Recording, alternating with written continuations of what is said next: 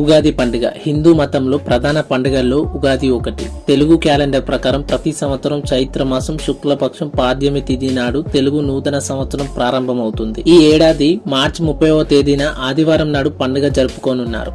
ఉగాది అంటేనే ఆనందం, ఆశ, కొత్త ప్రారంభాల పండుగ.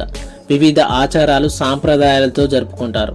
ఈ సందర్భంగా ఉగాది పండుగను ఎందుకు జరుపుకుంటారు, అసలు ఈ పండుగ ఎప్పుడు ప్రారంభమైంది, ఉగాది చరిత్ర గురించి కొన్ని ఆసక్తికరమైన విషయాల గురించి ఈ వీడియోలో తెలుసుకుందాం.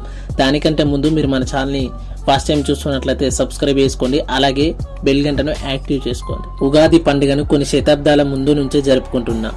చరిత్రను పరిశీలిస్తే దీని మూలం శాతవాహన రాజవంశం నాటిదని చాలా మంది నమ్ముతారు. ఈ రాజవంశం 200 BC నుంచి 200 AD వరకు ఉంది.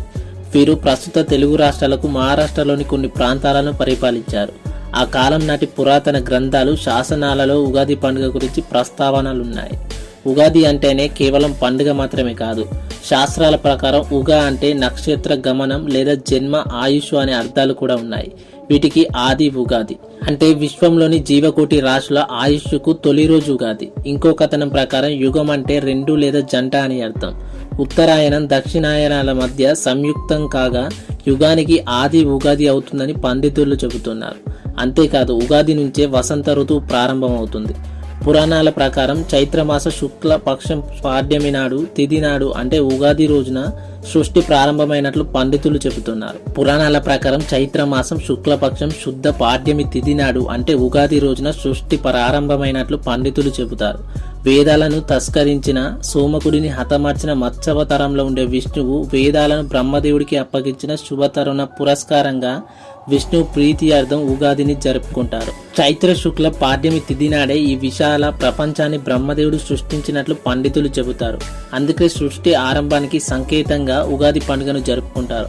ఉగాది పండుగ రోజు అన్ని ఆలయాల్లో పండితులు పంచాంగ శ్రావణం ఉంటుంది. దీని ద్వారా కొత్త సంవత్సరంలో గ్రహస్థితులు ఎలా ఉన్నాయి, పంటలు ఎలా పండుతాయి, ఏ రాశి వారికి ఎంత మేరకు అనుకూలంగా ఉంటుంది, దేశంలో జరిగే విషయాలు, వర్షాలు ఎలా పడతాయి, ఇలా భవిష్యత్తు అంచనా వేస్తూ పంచాంగంలో ఉన్న విషయాలను భక్తులకు అర్థమయ్యే రీతిలో వివరిస్తారు. వ్యక్తిగత గోచర ఫలితాలు, గ్రహగతులకు వంటి విషయాలను తెలుసుకోవడం వలన ఏవైనా గ్రహకులకు పరిహారం చేయించాల్సి వచ్చినా ముందుగా చేయించుకోవడం వలన గ్రహగతుల వలన కలిగే బాధ నుంచి ఉపశమనం పొందవచ్చు. సాంప్రదాయంలో ఏ పండుగ చూసినా అది ప్రకృతితో ముడిపడి ఉంటుంది. అందులోని ఉగాది అయితే దాని ఏ కోణంలో చూసినా ప్రకృతితో ఆధారంగా కనిపిస్తుంది.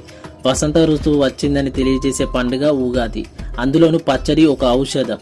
ఉగాది నాటికి చుట్టుపక్కన ఏ చెట్టును చూసినా లేత ఆకులతో పచ్చగా కనివిందు చేస్తూ ఉంటుంది. ఆ సంతోషంతో కోయిల పాటల్లో, నెమలి నాట్యంలో కనిపిస్తుంది. హిందువుల పండుగలు సంస్కృతి సాంప్రదాయాలను అనుసరించి జరుపుకుంటాము. ఉన్నంతలో ప్రతి పండుగను సాంప్రదాయంగా జరుపుకోవాలి. దీని ద్వారా పిల్లలకు పండుగలు, వాటి ప్రాముఖ్యత గురించి తెలుస్తుంది. అప్పుడు భవిష్యత్ తరాలకు మన సంస్కృతి సాంప్రదాయాలను భద్రంగా అందించిన వాళ్ళం అవుతాం. ఫ్రెండ్స్, మరి మీరు కూడా ఉగాదికి ఏ వంటకాలు చేసుకుంటారో, అందులో వేసే చెడ్రుసులు అండ్ బచ్చాలు వంటివి ఖచ్చితంగా మీకు తెలిసినవి ఉంటే కామెంట్ చేయండి. లైక్ చేయండి, షేర్ చేయండి. ఇలాంటి వీడియోస్ మిస్ కాకుండా ఉండడానికి మన ఛానల్ని సబ్స్క్రైబ్ చేసుకోండి. Thanks for watching.